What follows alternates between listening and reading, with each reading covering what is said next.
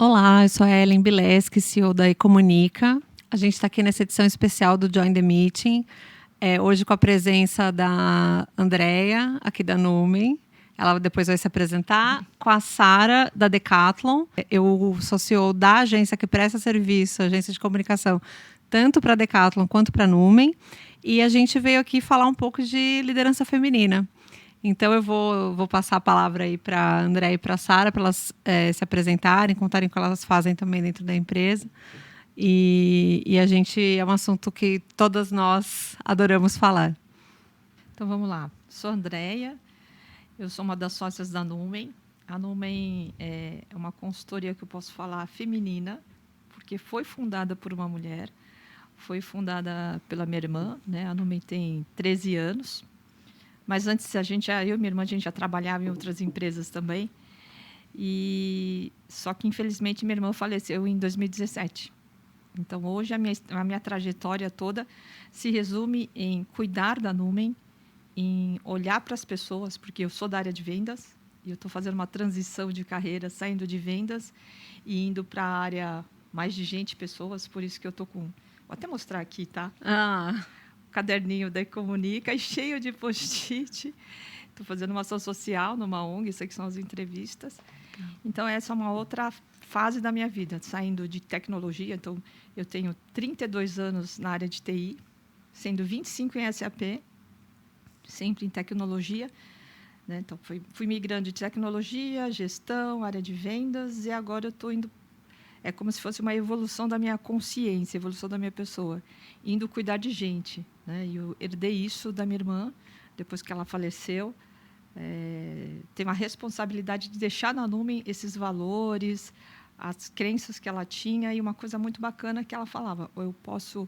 O dia que eu não estiver mais na Numen, porque ela teve uma batalha grande de câncer aí por uns 6 anos, e ela falava, quando eu sair da Numen, vocês podem mexer com qualquer valor, menos com o respeito. Porque sem respeito não existem relações que durem e nem empresa que se sustente. Então, trouxe para mim. Então, estou nessa jornada de descoberta pessoal e trazendo essa descoberta para a Numen também. E até só um pouquinho mais, em 2018 a gente descobriu o nosso propósito, porque nessa busca minha, que é fazer acontecer inspirando o melhor das pessoas. Então, aqui a gente gosta de entregar, tem qualidade, a gente gosta de pessoas, mas não esquecendo disso, né? Das pessoas. A gente fala, as pessoas que entregam, e como que a gente acolhe isso? Então, por isso que eu falo que a Numen é uma empresa feminina. Eu sou Sara, eu tenho 39 anos, eu sou francesa, acho bom reforçar para as pessoas que às vezes não me entendem algum sotaque, mas eu estou aqui no Brasil há 10 anos, eu sou formada em marketing e comunicação. Eu cheguei no Brasil para abrir o e-commerce da Decathlon. E hoje eu estou mais focada na área de comunicação. Eu cuido da comunicação interna, das ações da empresa internamente e também externa. Eu tenho uma filha de 1 ano e meio. Eu sou apaixonada pelo tênis, porque meu pai é professor de tênis. Na Decathlon a gente fala que é o esporte paixão. Mas meu verdadeiro esporte paixão aqui no Brasil é o samba. Eu adoro sambar. Eu sou apaixonada de samba e é isso. Muito obrigada por ter convidado eu participar desse encontro de mulheres. Que bacana. Eu também sou mãe, também inclusive estou grávida de 8 meses do Caetano, mas tenho um filho de 3 anos. E eu me identifico muito com a trajetória de vocês duas em pontos diferentes por achar que os valores femininos são muito importantes porque o cuidado ele é considerado um valor feminino até na antropologia, né? Então, e também, né, é um dos grandes valores da Ecomunica, que é a agência que eu fundei há 10 anos. E eu quero agradecer também a Numen por esse convite, de estar aqui participando dessa conversa. E eu queria começar assim, né, jogando para todas nós, para a gente falar das questões de liderança feminina e por que é tão importante falar disso. Né? A gente sabe no mundo aí hoje que os dados do Brasil é que 38% só das mulheres, quando você pega todas as lideranças, a gente tem 38% de mulheres. Não está igualitário, mas os números, por exemplo, de 2019 eram bem piores, era 25%. E a gente sabe que isso se dá por conta do machismo estrutural e uma série de questões, né?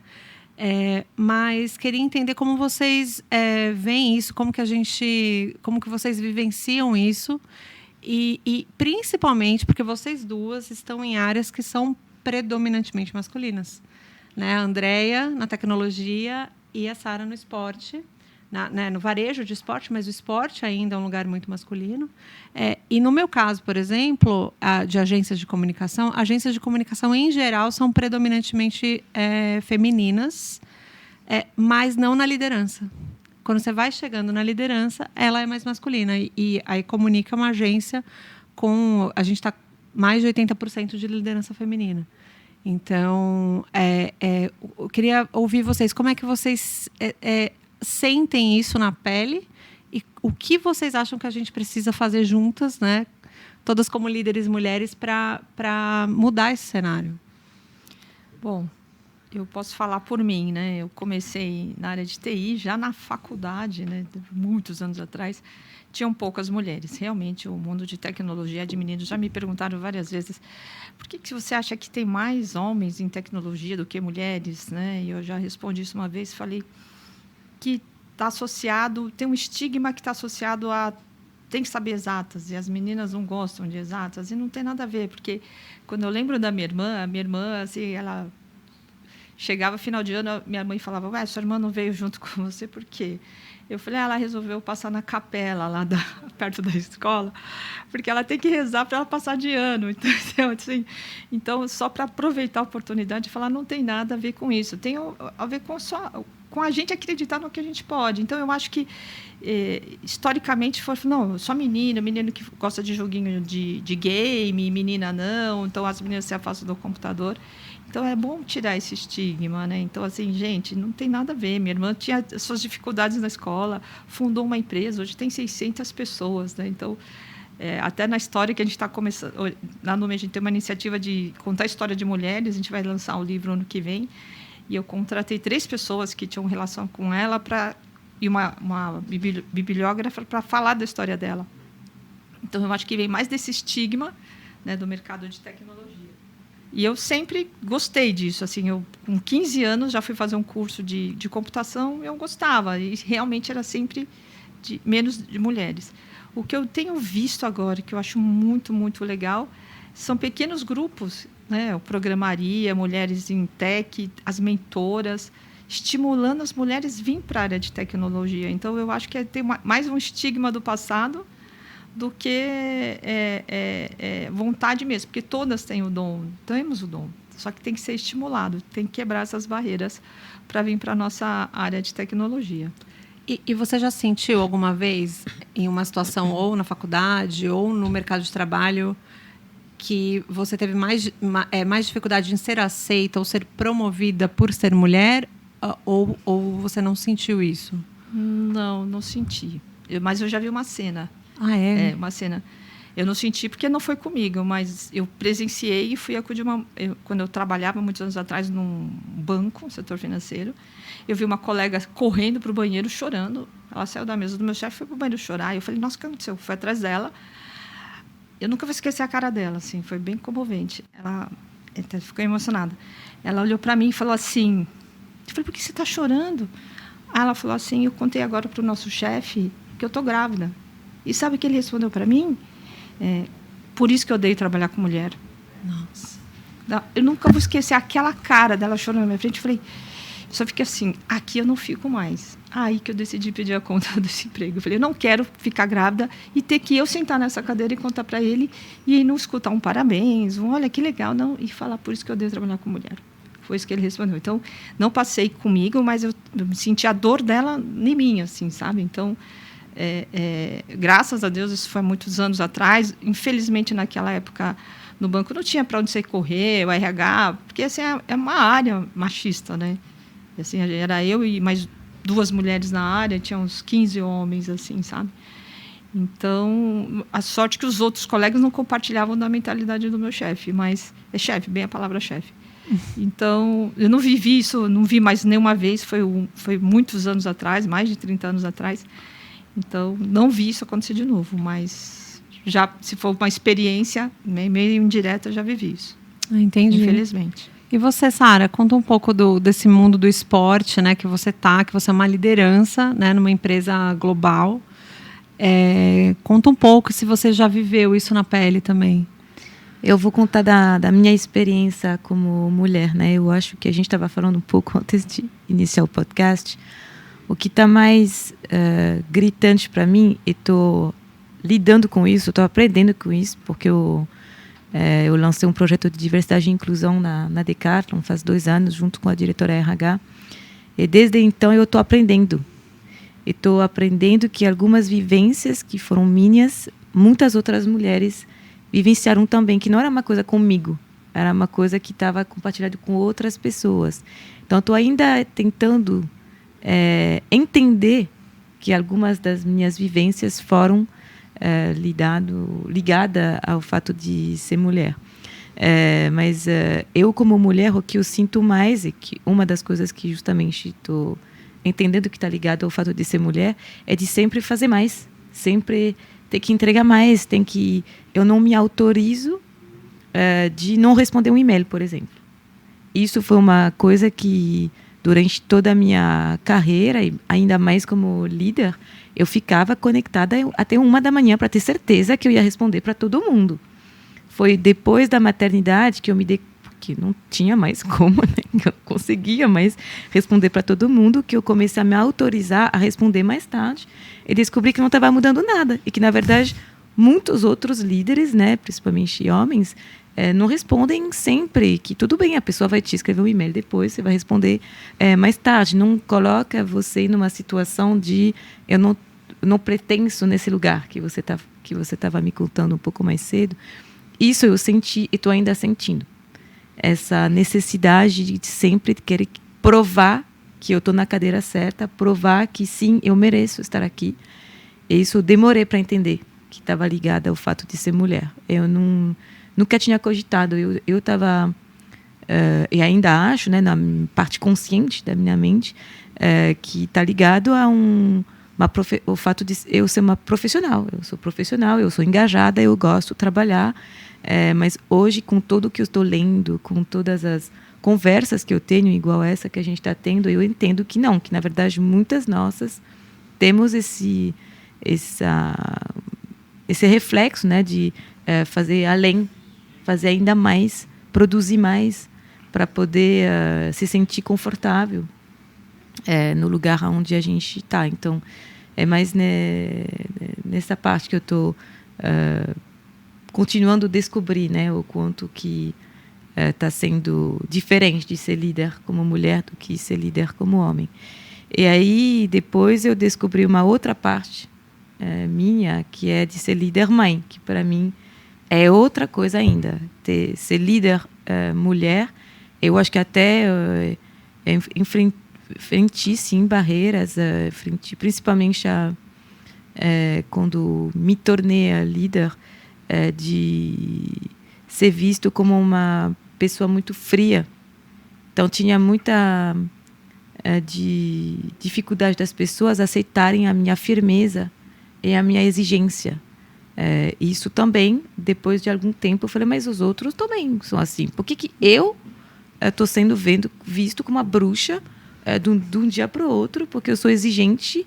E aí, depois eu entendi. Quando eu li, quando eu compartilho com outras mulheres, eu entendi que, na verdade, não é o lugar que a gente espera de uma mulher, né? Ser firme, ser fria nas decisões. Assertiva, profissional. Então, isso foi muito difícil para mim, mas consegui superar. O que está mais desafiador é ser mãe líder. Isso é outro patamar. Fase, né? Outra fase. Eu estou bem no início, porque minha filha tem 1 ano e meio, então... A gente vai... É um dos assuntos que a gente ia falar. Você não escuta muito os homens falando que é difícil conciliar a paternidade com a carreira. Mas você escuta isso de todas as mulheres. Então, pode seguir, Sara, porque é um assunto... As 3 aqui são mães, né? E é um assunto também que me atravessa. Me atravessa bastante. Mas eu acho que foi a melhor coisa que aconteceu na minha carreira profissional. eu estava numa bulimia. Bulimia, se fala em português? Não. Bullying. Não, um consumo de trabalho excessivo, totalmente desequilibrado com a minha vida pessoal. Não quando eu fiquei grávida, mas quando eu saí de licença maternidade, que é uma coisa maravilhosa que eu vivenciei aqui no Brasil, porque não existe isso na França, de ter 6 meses de licença maternidade, eu tive que parar, por razões pessoais, de saúde também. Eu tive necessidade de parar, e foi a melhor coisa que aconteceu na minha vida. Porque nunca acontece numa vida ficar 6 meses parado de trabalhar. Eu tentei, durante 6 meses, lembrar quando foi a última vez que eu parei, ficando só 6 meses focada em mim. No caso, eu e meu bebê, né? Eu comecei a trabalhar, tinha 18 anos, 20 anos, porque eu trabalhei eu estudei trabalhando, né? Então, acho que volta na adolescência, a última vez que eu fiquei focada em mim. Esses 6 meses foram incríveis para me reencontrar um equilíbrio saudável. E a volta no trabalho, que eu estava esperando tanto voltar no trabalho, foi muito difícil. Foi muito difícil me reconectar com o trabalho, reencontrando esse equilíbrio saudável de profissional e pessoal. E isso foi muito difícil na pele mesmo, porque meu lugar como profissional era de trabalhar 2000%. Eu não tinha mais como trabalhar 2000%. Eu tinha que cuidar, eu ainda estava amamentando, eu tinha que cuidar uma parte da minha bebê, de os horários, inúmeros exames, horários no médico, enfim. E aí foi muito difícil de reencontrar esse equilíbrio, né?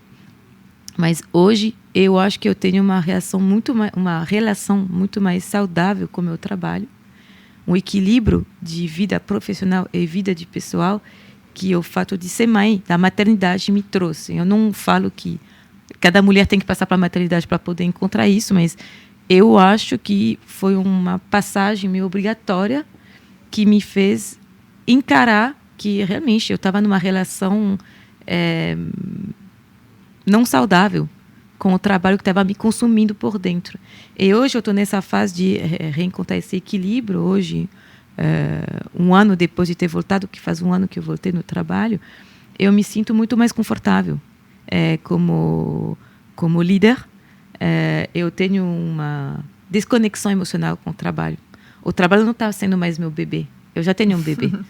Então, meu trabalho ele é uma conexão profissional, estritamente profissional. Eu não levo mais pessoais alguma frase, ou alguma pergunta, ou alguma reflexão, deixar de lado, vou focar minha energia na parte da família. Então, isso foi muito bom, mas foi 1 ano muito difícil de reencontrar esse equilíbrio profissional e vida pessoal, né?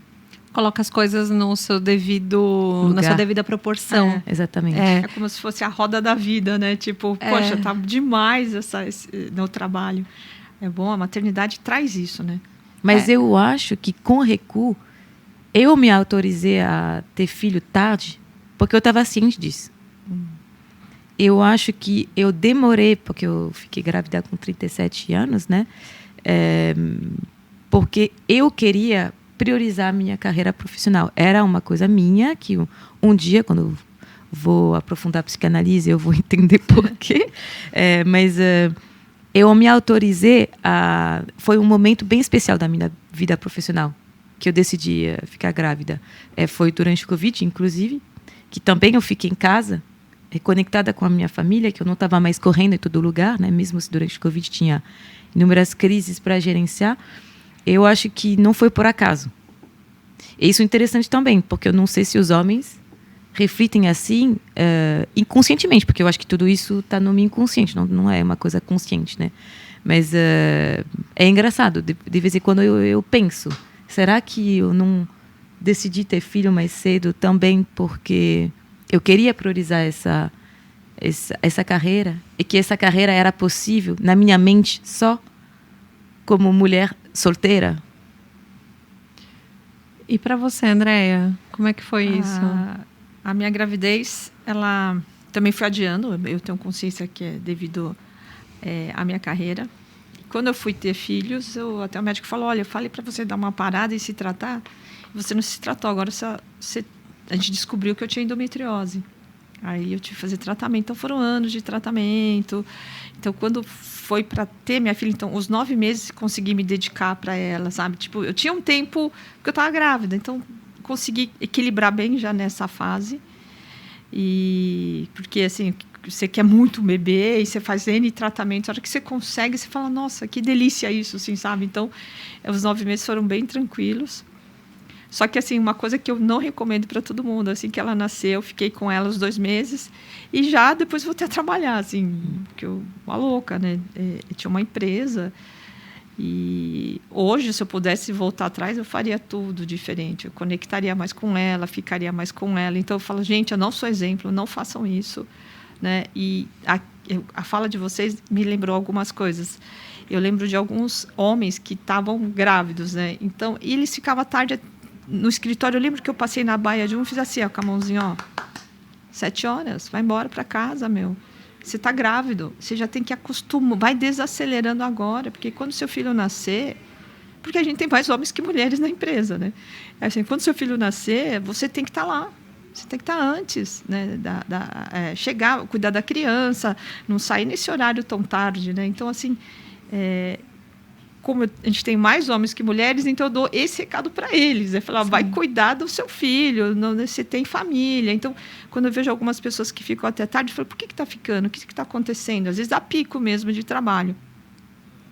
Mas eu acho que como eu passei isso assim aqui dentro, assim, tem um vazio, né? Tipo, o pessoal fala, quando a gente tem uns buracos na vida, a gente só consegue preencher os buracos dando para o mundo de volta aquilo que você não teve. Então, eu falo, vai para casa. Eu falo para as mulheres, olha, trabalho sempre vai ter, enxugar gelo. Não perde a melhor fase dos seus filhos aqui dentro, né? Dá para conciliar. Se tiver algum problema, a gente se divide, a gente né? Tipo uma rede de apoio. As mulheres aqui falam muito disso, né? Rede de apoio, que elas voltam da maternidade e é sempre uma crise. Poxa, eu voltei agora, eu não vou ter aquela disponibilidade que antes. E a gente orienta, né? A liderança, os homens, né? Porque a maioria, infelizmente, ainda a liderança aqui nossa, são de homens. Graças a Deus, esse ano a gente já conseguiu ter umas 4 mulheres na liderança, que antes era só eu, né? Então, assim, então a gente orientava os homens a falar para suas lideradas, suas colaboradoras, para quando chegar não ter aquele choque. Mas elas mesmas foram se organizando, as mulheres, assim, sabe? Isso eu achei muito legal. Então, esse conforto a gente tem que passar, a gente passa essa mensagem para elas, né? Tipo, para todos. Tem que ter vida pessoal. Eu não tive, e eu falo isso, assim, quando eu tive só uma pausa, não foi que nem você falou, 6 meses da gestação, eu tive uma pausa quando eu tive um estresse na minha vida, foi mudança de empresa, assim, sabe, sair de uma sociedade muito tóxica, e ali eu parei, aí eu fiz uma reflexão de tudo que eu estava fazendo na minha vida. Eu falei, meu Deus, eu sou louca, voltei a trabalhar com 2 meses, eu tinha uma filha, e eu não me cuidei, eu estou toda ferrada com a saúde, né, que você fala, parece que a gente quer se doar mais. Tem um lance da mulher, tem que mostrar mais que o homem, para mostrar que ela é competente, para ela ser, né, vista. Eu acho que a gente tem isso dentro. A gente fala do machismo estrutural, mas a gente tem do feminismo, de a gente se provar estruturalmente, tipo, olhem para mim. Parece que e a gente, porque dentro da gente parece que a gente também não se confia, né? Então parece que a gente é exigente com a gente mesmo, a gente se machuca. Então, eu tive a pausa só quando eu tive essa ruptura. E essa reflexão da gente olhar para a gente, é isso que eu sempre falo isso. Quando eu tive essa pausa, quando eu tive aquela imagem daquela menina falando, olha o que ele falou para mim, chorando, essas parece que são ciclos da minha vida, né? Então, assim, eu tive aquele saindo do ambiente tóxico, tipo, o que você quer para você e o que você quer para o outro. Então, eu, como liderança, sempre penso assim, o que eu quero não é para mim, mas para eu transformar o ambiente que eu estou, a comunidade que eu estou, né, eu tenho que olhar para mim também. Eu falo, André, eu não quero isso para mim, então eu não quero para o outro. Então, o que eu falo, não façam isso. 2 meses, jamais, gente, curte, fica. Eu falo isso tanto para mulher quanto para homem também, né? Homem, a gente ainda está naquela padrão de licença paternidade, mas é uma coisa que a gente também tem que olhar com carinho para liberar os homens também mais tempo para ficar com seus filhos, né? E uma coisa que eu descobri aqui na ONG, uma das que a gente conversou, olha que incrível isso, como as mulheres são fortes. Porque a ONG, eu tenho uma ONG que eu conheci que trabalha para a família. E eles falaram que 70% das famílias que procuram a ONG, que eles dão apoio e assistência, são famílias sustentadas por mulheres, 70%. Porque os homens, ou eles vão embora, ou não assumem a paternidade, né, que a gente fala que é de uma outra, né, classe aí, social. E eu não sabia disso. Eu falei, poxa, sempre tem um peso, uma carga em cima das mulheres, né? Pode ser profissional e pode ser familiar também. Esse número eu não tinha noção. Sim. Tem um número, eu não tenho ele agora, mas a quantidade de mulheres chefes de família no Brasil é absurda. É alta, né? É altíssima. E tem o próprio machismo estrutural faz com que ele tem várias camadas, né? E aí ele tem essa camada dos homens se permitirem ficar mais tempo no trabalho, porque o homem que sai de casa, né, e deixa uma mulher sustentando lá 3 filhos sozinha, quanto o homem que fica até tarde no trabalho porque a mulher saiu mais cedo e está cuidando do filho em casa, é a mesma lógica.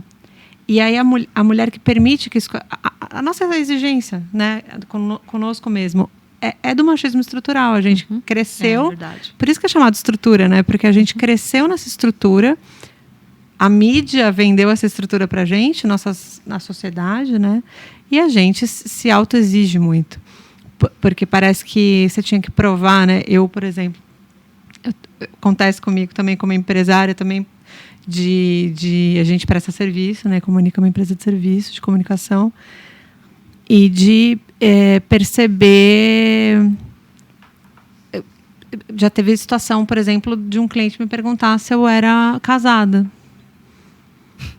Na hora de assinar o contrato. Presencialmente, foi antes da pandemia. Quando a gente assinava contrato com caneta, sem o DocuSign. E aí eu achei tão estranha a pergunta. Eu estava almoçando com ele, a gente tinha levado o contrato para assinar, assim. E eu falei, olha, eu na época não era divorciada e estava namorando meu marido. Eu falei, não sou mais. Eu já fui, sou divorciada e tô, né, mas vou casar de novo. Ele falou, não, estou perguntando porque mulher casada a gente sente uma firmeza, sabe que tem uma base financeira por trás. Você não assinou o contrato, né? Assinei, mas sabe o que eu falei? Eu falei para ele ficar à vontade. Falei, fica à vontade. Não sou. Quem indicou a gente para você estava feliz com o trabalho, mas você fica à vontade. Não, se você não quiser assinar por causa disso, achei quase cômico, assim, sabe? E aí ele, não, imagina, vamos lá, e foi nosso cliente por muitos anos. Mas assim, eu já passei por esse tipo de pergunta. E também na gravidez com alguns clientes homens, né? De perguntar, você engravidou, vai ficar como agora? Eu falei, nossa, tem uma equipe inteira para te atender, né? Tem uma sócia, tem diretores, tem gerentes. Não, mas você vai ficar de licença 6 meses mesmo? Já, de ouvir isso, né? Então, acho que isso é uma coisa que permeia. Não se pergunta isso para um homem quando ele vai ser pai. Você não Mas não se pergunta isso para o homem porque a sociedade não encara que o homem precisa de licença paternidade. Eu acho que a gente está falando de equidade de gênero, de machismo estrutural, vem dali também. No dia que as mulheres e os homens vão ter o mesmo prazo de licença, isso acaba. Acaba essa reflexão de por isso que eu odeio trabalhar com mulher, porque o homem sai 6 meses também. Acaba essa preocupação, enfim.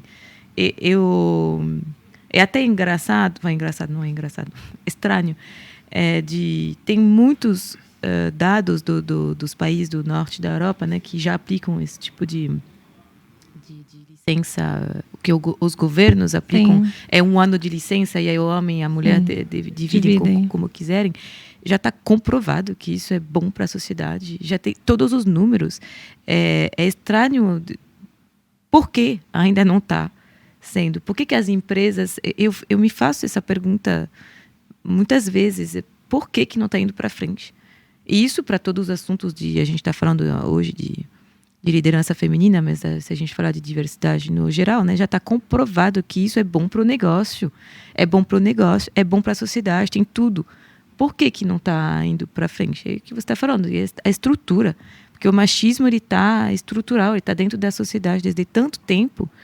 Ele consome não só os homens, das mulheres. Eu, como mulher, por isso que eu falo que a maternidade me trouxe, abriu meus olhos. Eu, como mulher na liderança, também fui machista em alguns momentos. Eu reconheço isso hoje. Inclusive, quem está me ouvindo e está se reconhecendo, eu peço desculpa, porque eu sei que eu errei. E que bom que a minha maternidade me trouxe essa gota, né, no meu cérebro de tolerância, de ser uma pessoa mais tolerante. E isso não tira a firmeza. A gente pode ser uma mulher firme e tolerante. Essa rede de apoio que você estava falando, eu senti com Ellen diretamente, mas com muitas outras mães, né? Isso é incrível. Existe ela é real, essa rede de apoio, mas eu senti muito mais como mãe do que como mulher. E me pergunto muitas vezes por quê? Por que quando fui nomeada mulher na liderança, eu não senti que era uma dificuldade que outras mulheres estavam passando? Não foi tão nítido de como mãe. Quando eu virei mãe, eu senti imediatamente uma rede de apoio das mães. E por isso que eu acho que eu sou uma mulher na liderança, mas melhor hoje como mãe do que eu fui quando fui nomeada. Pô, eu tô com mais idade também, né? Mas isso é um ponto muito importante da parte voltando ao que a gente estava falando de licença paternidade. Os homens, a gente vai falar, né, do papel dos homens, mas os homens também fazem parte dessa construção de mais mulher na liderança, né? Sim. E já estamos falando dos homens, né? Então, acho que essa pauta tá... Porque eles são super importantes para... Eu falo muito... Meu marido tem uma empresa também de maioria de homens, uma empresa de engenharia. E eu acho que o papel... Porque acho que já juntando os assuntos, os homens e o que a gente pode fazer, tem coisas que a gente pode fazer no nosso universo, né? Que é o nosso universo das empresas que a gente está. Tem o universo nosso de amigos que a gente pode influenciar de alguma forma. E aí tem política pública, né, gente? Que é o que mais, de fato, faz diferença, que é o caso da Suécia, que é uma política pública. Mas acho que não dá para também ficar só esperando política pública, né? Seria o ideal se fosse mais rápido, mas eu acho que dentro dos nossos universos tem coisas que a gente pode fazer. No meu caso, por exemplo, eu tento conscientizar o meu marido, por exemplo, até para levar isso para a empresa dele, porque eu vejo que tinha eu vejo que tinha um pouco de por exemplo, eu depois que tive o meu primeiro filho, o Chico, eu não pude viajar a trabalho. Acho que eu não viajei mais a trabalho, né? Viajei de férias, mas eu não viajei mais a trabalho. Eu não me permiti. Eu mandei outras pessoas no meu lugar porque eu não queria deixá-lo. O meu marido teve que viajar com meu filho com 2 meses. E as pessoas não olham para isso. Nossa, ele tem 2 meses, vamos mandar outra pessoa? E ele mesmo sendo sócio, como a cultura dos sócios é essa, é difícil para ele chegar e falar: olha, peraí, eu não vou. Manda outra pessoa. Não, mas você é a pessoa que tem que... Você é o gestor do projeto. Não, mas eu tô com um filho de 2 meses. Então, e aí, aos poucos, ele tá tentando mudar a cultura lá dentro. Porque ela é muito assim. As pessoas não viam mal nenhum em mandar um cara com um filho de 2 meses numa viagem. E tem muito essa coisa do se permitir, né? Então, eu acho que ele tá levando para dentro da empresa dele. Eu na Ecomunique, isso é uma prática que a gente tem de licença estendida e tudo mais. Mas de olhar para isso, de olhar para as pessoas que têm filho e saber que o esquema é diferente, né? E aí eu, né, juntando esses 2 assuntos, né? O papel dos homens nisso e o que a gente pode fazer para acelerar essa mudança. Tem um dado aqui que eu trouxe do Fórum Econômico Mundial, de que faltam ainda 132 anos para que o mundo conquiste a paridade de gênero, principalmente no mercado de trabalho. Como que a gente acelera? Assim, queria ouvir vocês. gostoso. Eu tive que... Esse ano eu participei de um livro de mulheres, da editora Líder, que eu fui convidada. Então, ela está fazendo um programa muito, muito legal. Né? Então, assim, como que a gente acelera isso? Eu vejo de duas formas, assim, sabe? Eu vejo fora daqui do meu espaço e dentro do meu espaço. Fora do meu espaço, como eu vejo? Eu não conhecia isso, assim, tomei contato quando eu decidi participar, ser uma das coautoras desse livro que fala sobre a trajetória de mulheres na tecnologia. Mas a editora Líder faz um negócio muito bacana. Tem mulheres na tecnologia, mulheres no direito, mulheres no marketing, mulheres na medicina, no mercado imobiliário. E lá eu vi como ela faz um trabalho, até a Andrea Roma, até fazer um agradecimento aqui a ela aqui no podcast. Ela faz um trabalho lindo, lindo, porque ela reúne mulheres e como se montasse uma rede de mulheres. Nós temos esse grupo no WhatsApp de mulheres que uma ajuda a outra, assim, sabe? É no meio de tecnologia, olha que eu escrevi, me ajuda com essa pesquisa.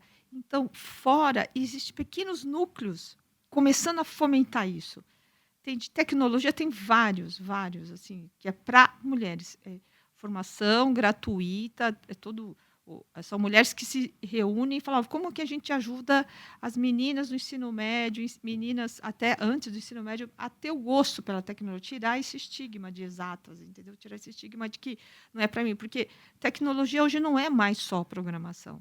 Tecnologia é design, é analítico, são dados, tem N formas que não está associado a exatas. Então, a gente tem que mostrar isso para elas. Então, esses grupos pequenos de mulheres estão sendo fomentados.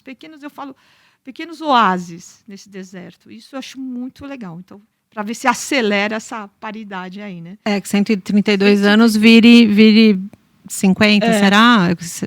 E é muito ainda, né? 50 anos. Uhum. E a gente tem o lado da mulher e tem o lado do papel do homem também. Mas só falando do papel da mulher, esses pequenos grupos estão surgindo com muito mais força. Né? Eu fiz um vídeo sobre isso. Eu falei, gente, estamos na nossa era, gente. Mulheres, estamos se unindo. Tudo para a gente, porque as empresas também estão preocupadas. Então, no caso da Numen, ela está preocupada com essa paridade. Infelizmente, a gente está muito longe. A gente tem 30% são mulheres aqui, 33% são mulheres da Numen. Olha o nosso desafio de ficar 50-50. Né? Então, assim, mas a gente faz isso. No nosso último programa de trainee, foram mais de 50%, 55% foram mulheres. A gente olha para isso, mas se a gente não olhar com esse cuidado, né, a gente vai trazer mais homens, porque eles têm, assim... isso que a gente está falando não é nem feminismo, só corrigindo a minha fala, que eu falei, feminismo, não, a gente, por causa do machismo estrutural, a gente tem que ser mais forte. E a gente percebeu que no processo seletivo, elas vão desistindo no meio do caminho, porque deve ter alguma coisa, falar, isso aqui não é para mim. E elas vão desistindo, porque vai ficando mais difícil o processo seletivo. E a gente vai ter que colocar aproveitar o livro que a gente vai lançar, colocar a história das mulheres nessas fases, não desiste. Fica, né? É para você sim. E aí, quando a gente a gente depois como meta, tem que trazer mais mulheres para ter essa equidade também, né? De ajudar na equidade. E aí teve falas, eu falei, dentro da Numen tem falas machistas, a gente sabe disso. Fala assim, olha, mas por que a gente vai deixar de trazer esse menino se ele é melhor que ela? Mas se a gente não ajudar, a gente não faz o nosso papel na sociedade. Então, a gente tem que primeiro trabalhar a nossa liderança, olha que louco, trabalhar a nossa liderança para falar qual é o nosso papel aqui como sociedade, como uma empresa que quer ajudar, que quer contribuir. Não é porque ele é melhor que a gente vai deixar de trazer. Né? O que a gente fez? Então, a gente aumentou o número de vagas, mas tinha que ser mais mulheres que homens. Né? Mas tem isso. Né? Tem na Numen, tem isso. Então, a gente tem que trabalhar fora, o universo fora, que esses oásis que eu falo, a gente tem que se unir e dentro dessa consciência. Então, na Numen, a gente criou uma área, a gente deslocou uma pessoa do RH para essa área que chama consciência social, que é para olhar para gênero, diversidade e inclusão. E a gente tem um grupo de afinidade que chama Minas da Firma, que lá tem essa rede de apoio, elas são grupos que a gente se reúne, são só mulheres, a gente escolhe um tema e...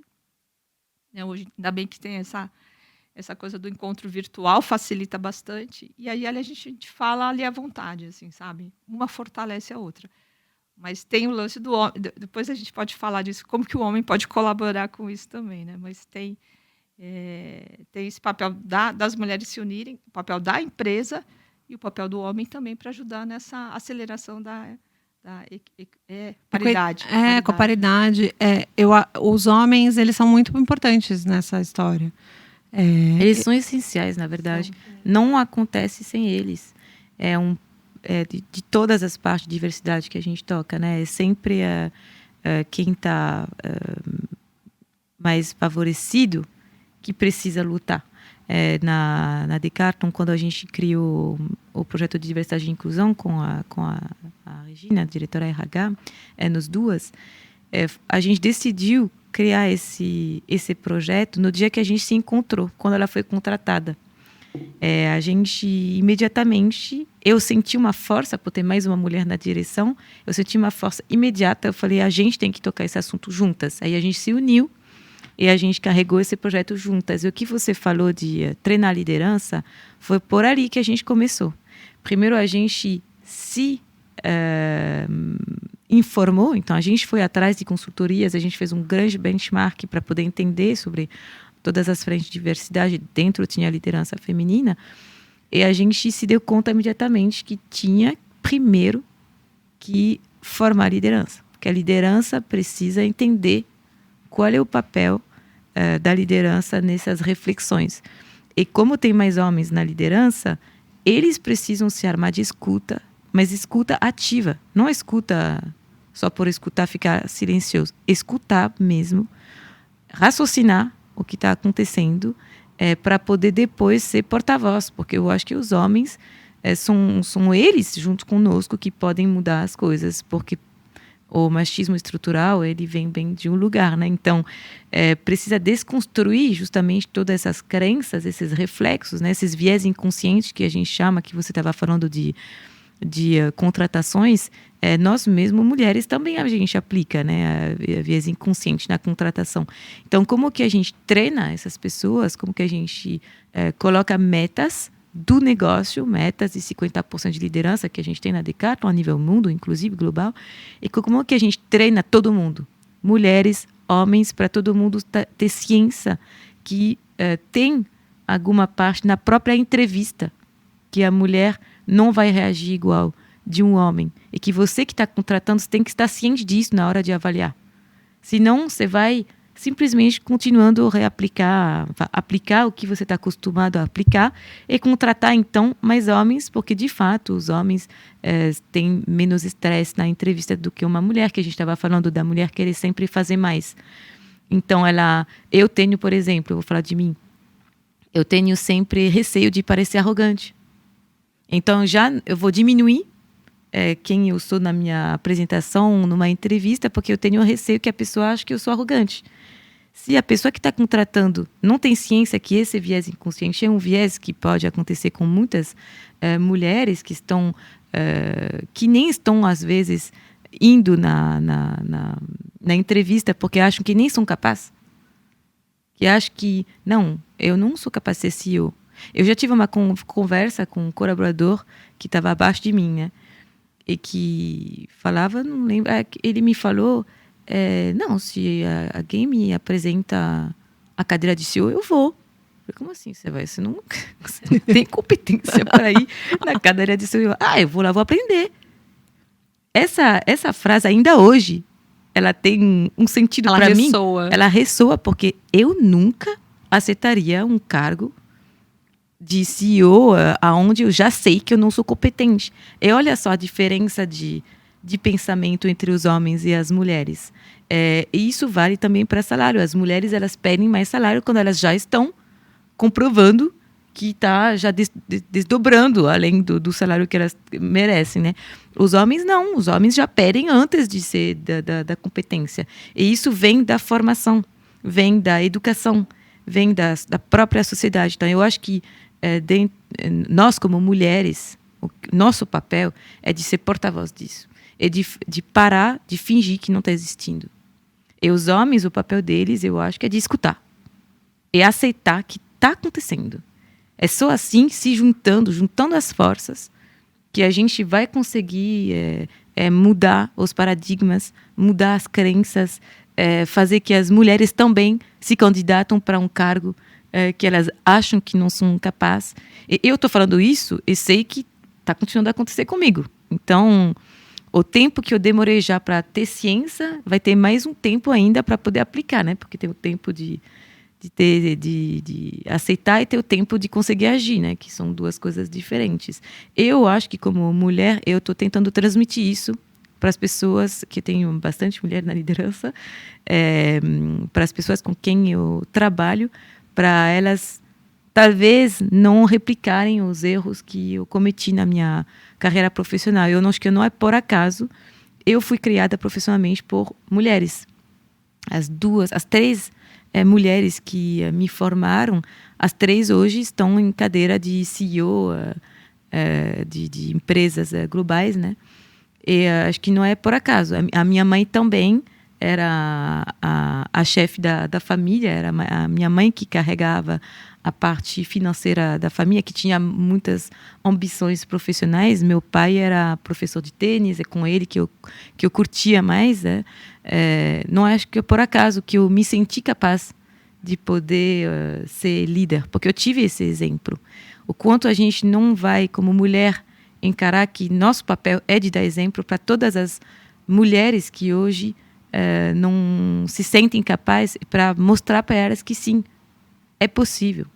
Muitas vezes eu quis desistir dessa cadeira, porque ela é muito pesada, muitas vezes. O que me fez ficar é o dever que eu tenho para todas as pessoas que hoje estão olhando para mim, e que se eu desistir, eu vou, de uma certa forma, mostrar que não é possível.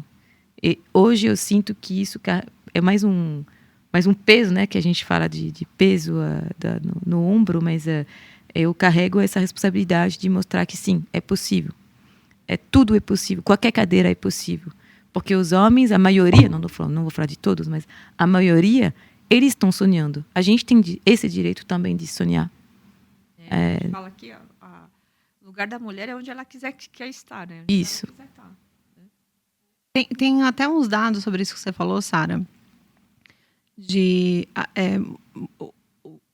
justamente a mulher espera estar pronta para assumir um cargo. Ela acha que ela tem muito que aprender ainda. Por exemplo, ela não coloca inglês fluente no currículo se não estiver assim praticamente melhor que o nativo. Eu não coloco português fluente.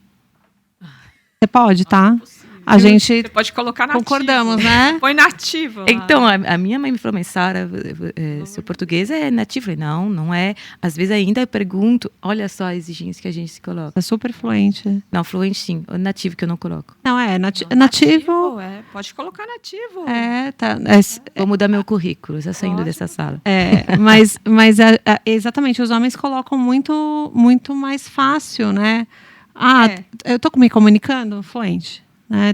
Tem alguns dados que mostram que isso é muito comum, né? Homens aceitarem cargos mais altos mais rápido, e aí, me viro, né? Então, eu acho que isso vem, acho que o nosso papel é muito de ser inspiração para as meninas também que estão vindo, né? Para vocês duas, com as suas filhas, eu vou para o segundo menino. E acho que o meu papel... também. O meu papel super. Seu papel é ensinar os seus filhos. Ensiná-los a ter esse olhar de equidade já, né? Para mim isso é essencial. O olhar de respeito, eu acho, né? Eu lembrei até de uma história. A gente demitiu um homem na empresa. Olha que louco. Você fala, isso tem em todo lugar. Na Numen a gente faz esse trabalho de consciência social. Mas tem, porque você vai trazendo pessoas. Eu lembro uma vez que foi um BP num cliente e ele voltou, né, e falou assim, ele é business partner de RH. Ele falou, nossa, tem alguma coisa estranha naquele cliente. E aí alguém me sinalizou, falou, André, tem alguma coisa, mas ele não conseguiu pegar o quê? Aí eu falei, não, eu vou passar lá amanhã, vou entender. Aí eu chamei um rapaz, que eu tinha um detalhe para falar com ele. Falei, aí depois que a gente conversou, eu falei, tá tudo bem aqui? Ele, não, tá tudo bem. Eu falei, mas tá tudo bem mesmo? Ele, tá tudo bem. Aí isso foi na sexta. Segunda-feira cedo ele me liga. Você me perguntou se tá tudo bem? Então, não tá tudo bem, não. Mas é que comigo tá tudo bem, eu sou homem. problemas são com as outras 2 consultoras. Aí eu falei, então, o que está acontecendo? Aí a gente tinha um gestor, uma era a mãe, a outra não, e o gestor falava para aquela que não tinha filho, foi por isso que eu gosto de trabalhar mais com você, porque você não tem filhos. Tá vendo a outra? Chega atrasada, porque o filho vomitou nela, ela precisou voltar para casa, trocar de roupa, não sei o quê. Aí aquilo incomodou aquela que não tinha. E ela falou, Andréia, amanhã eu vou ter filho, então como é que vai ser isso? Então ele também não vai gostar de mim? Eu falei, minha nossa. Bom, resumo da história, a gente desligou ele naquela semana. Eu falei, olha, não tem certo, não é, tem errado, esse é o seu jeito, eu não estou aqui para ficar te avaliando. A nome é assim e isso é inadmissível aqui dentro. E na hora que foi para avisar o cliente, que o cliente já estava lá um tempo, então eu falei, nossa, já criou vínculo, como é que eu vou avisar o cliente, né? Aí foi uma mulher que nos atendeu, né, a gestora da área, porque o gestor estava de férias, então ela entrou no call. Aí eu contei a história, e aí ela falou um negócio assim que eu falei, estamos no caminho certo. Ela falou assim, Andréia, o que eu tenho que te dizer é desculpa. Ela falou, estou aqui todo dia e nunca percebi isso, né?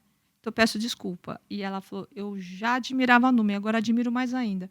Porque um sócio me perguntou, tá bom, você vai desligar, você mapeou o risco? Eu falei, o risco que tem é perder o cliente, mas um cliente que eu perco por essas condições também não merece a Numen, entendeu? Então a gente está no lugar errado. Então, isso mostra que a gente está no caminho certo, entendeu? Então, assim, quando a gente prega valores de respeito, né, de olhar com equidade, é o caminho certo. Se der alguma coisa errada, porque alguma coisa não estava certo ali e você desvia daquele caminho, entendeu? Então, eu falo, só tem um caminho. E é o caminho do respeito, é o caminho que dá certo. É isso que você fala, o seu desafio agora é ensinar os seus meninos isso, porque aquele seu cliente, o que ele vai ensinar para o filho dele? Total. O meu filho, ele falou esses dias no almoço que o meu marido era forte e eu era mais fraquinha, porque eu não estou pegando ele muito no colo por causa da gravidez. Ele falou assim, o papai é forte. Eu falei, o quê? Ele tem 3 anos. Eu falei, mamãe é muito forte. Eu tô carregando seu irmão aqui na minha barriga. Carreguei você 9 meses. Ele, tá bom, mamãe, você é forte. Mas não vou deixar passar, não. Mas, gente, ficaria aqui mais 1 hora falando disso, mas a gente tá caminhando aí para uma finalização. Eu queria ouvir vocês, assim, alguma consideração final, alguma coisa que vocês acham importante. Eu vou falar a minha. Eu acho que por meio dos nossos cargos, da nossa influência, das nossas empresas, a gente tem como influenciar o nosso microcosmo, né? E por meio da comunicação, que isso era o meu sonho. Eu fundei Comunica porque eu queria que a comunicação fosse mais responsável, mais que a gente pudesse ver um projeto que não é muito ético e falar, não, isso a gente não vai fazer. Eu não vou ajudar a propagar essa ideia, porque ideias são coisas muito importantes. E dentro do meu microcosmo eu estou conseguindo fazer isso. Mas eu queria falar e eu acredito nisso, eu acredito nesse trabalho de andorinha, sabe? De várias andorinhas.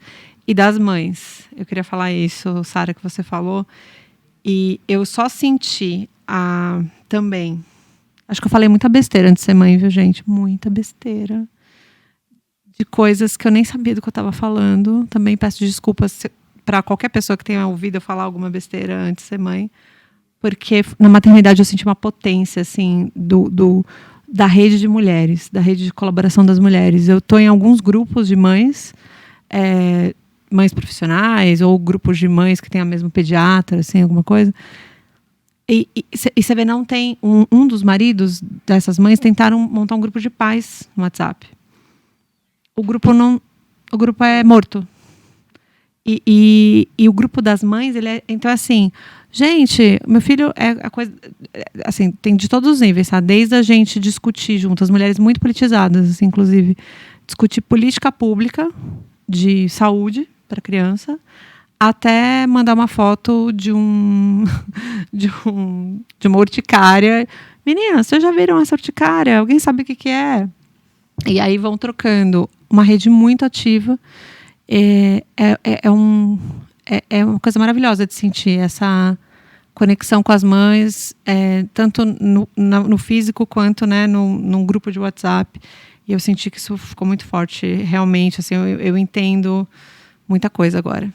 E acho que era mais o que eu queria falar da consideração final. Eu acho que mães são excelentes profissionais, não é que elas são... eu acho que a maternidade dá uma... Além de você colocar as coisas no seu devido lugar, você olha para o outro de outra forma. Você se preocupa com a longevidade da humanidade. E isso muda as suas decisões. É fantástico. Eu concordo plenamente com o que você falou. Na minha parte, o fato de ser mais me tornou uma líder melhor, uma gerente mais tolerante, que julga menos. Mesmo se eu não era uma pessoa que julga muito, mas eu acho que ainda potencializou ainda mais a minha parte de inteligência emocional, né? De empatia, de aceitar que o outro está passando por uma fase que não está controlando, porque você não pode controlar tudo na vida. Foi o que aconteceu comigo. Eu não controlei nada do meu parto. Foi um desastre. E eu entendi muito por essa dor, né? Depois que às vezes não acontece exatamente como estava planejado. Para encerrar, o que eu acho que eu deixar de recado é que eu carrego mais uma diversidade, né? Que eu sou uma mulher preta. Eu não sou brasileira, então nem um pouco me comparo com as dificuldades que as brasileiras podem enfrentar, os brasileiros, homens também pretos, podem enfrentar aqui com o racismo estrutural, que também é uma outra parte de dificuldade na sociedade, mas como mulher preta, apesar de não ser brasileira, eu também enfrentei, né? Meu pai é professor de tênis, meu pai é preto, e a gente era os dois únicos pretos do clube. Eu iniciei o tênis, eu tinha 2 anos, eu comecei a competição com 5 anos, e na época, minha jogadora preferida era a Monique Seles. Nem um pouco podia me projetar na Monique Seles. Acabei abandonando o tênis, depois fui para vários outros esportes, fiz ginástica, fiz dança, eu fiz natação, eu adorava natação. Eu parei de nadar porque a touca estava estragando todo o meu cabelo. Na Decathlon, 1 ano atrás, a gente adicionou na nossa prateleira uma touca de natação para cabelo crespo. Para mim foi uma revelação. Nesse dia eu falei, nossa, mas eu nunca pensei que eu, como mulher preta, poderia ter cobrado de ter pelo menos uma touca de natação que cabe no meu cabelo. Olha só, eu simplesmente aceitei que esse esporte não era para mim. Como no tênis não me sentia tão confortável, isso analisando hoje, né? Eu fui no atletismo. E aí meu esporte no final foi atletismo, onde eu tive muitos resultados. E acho que o quanto que a gente está falando da importância da liderança feminina, a gente também tem que olhar para a liderança preta feminina e liderança preta masculina. Isso que eu queria deixar de recado, porque eu acho que são assuntos que são muito conectados e que o quanto a gente vai continuar a fingir que não existem problemas, a gente não vai conseguir corrigi-los. Então, é isso que eu queria deixar de recado. A importância de ter uma Serena Williams hoje. Né? Um Lewis Hamilton, entre outros, em esportes de elite. Rebeca Andrade. Rebeca Andrade, exatamente. Com certeza. A Serena Williams, eu assisti o filme 3 vezes, eu fiz questão de assistir 2 vezes com meu pai, a gente chorou demais. Tem muito a ver com vocês, né? O tênis ainda, né? Eu admiro muito elas, né? A Rebeca Andrade, eu assisti ela nos Jogos Olímpicos, inclusive. Mas tem muito... Essas pessoas carregam também, né, o papel de poder mostrar como exemplo que isso é possível, para poder fazer sonhar muitas outras pessoas, crianças brasileiras, né? Abre, né? Parece que abre um portal, uma inspiração, né? Entende que é possível chegar lá. Isso é maravilhoso. Um dia, na Decathlon, a gente estava não na confraternização, mas no lançamento das estratégias do ano. Eu já era diretora, né? E eu fui... A metade do dia, eu fiquei lá no palco. E no fim do dia, a gente tinha a confraternização, e alguma mulher veio para mim e falou: eu queria conversar com você. E ela falou chorando: eu queria conversar com você porque eu não sabia que tinha uma pessoa preta na liderança. E eu não sabia que era possível chegar nesse nível.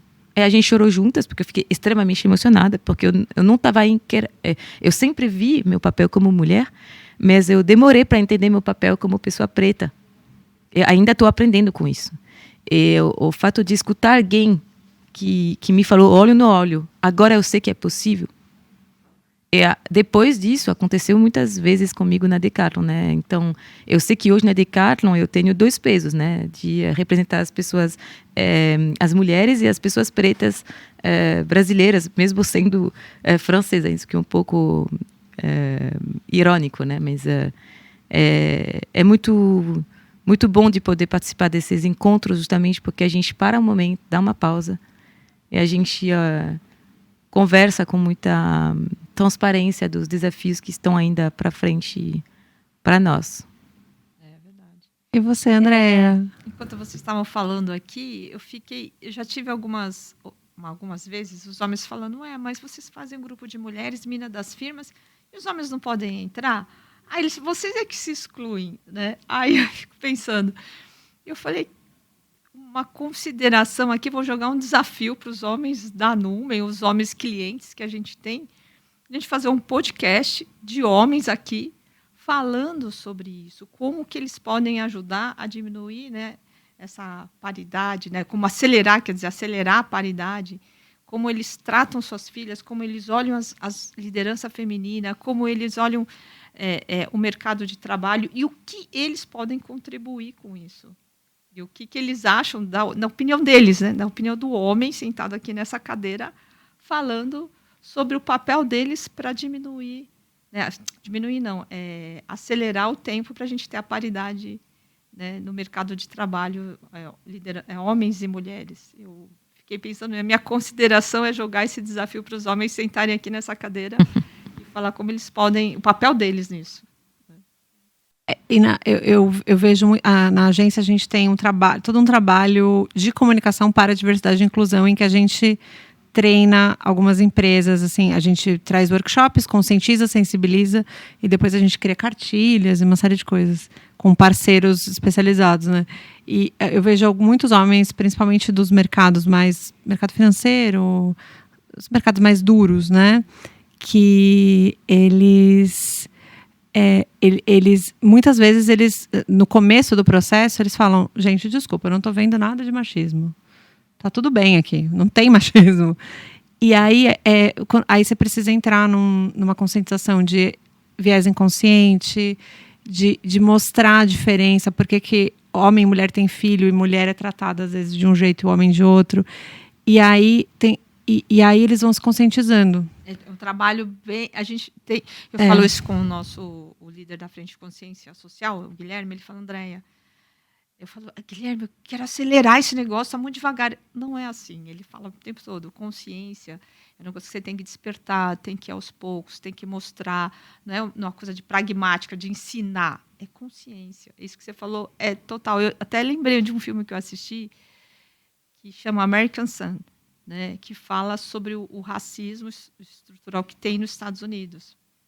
Eu assisti aquele filme, eu chorei no final. Eu falei: como eu vou saber o que é dor de ser uma pessoa negra, né, preta, se eu não sou? Eu não vou saber nunca. E quando eu assisti aquele filme, eu falei: é verdade. Eu comecei a sentir um pedacinho. O filme me tocou. E a mesma coisa, como é que o homem vai saber a dor de uma mulher se ele não é mulher? Então, por isso que é um trabalho, que você falou, de uma educação, uma consciência, e é um processo.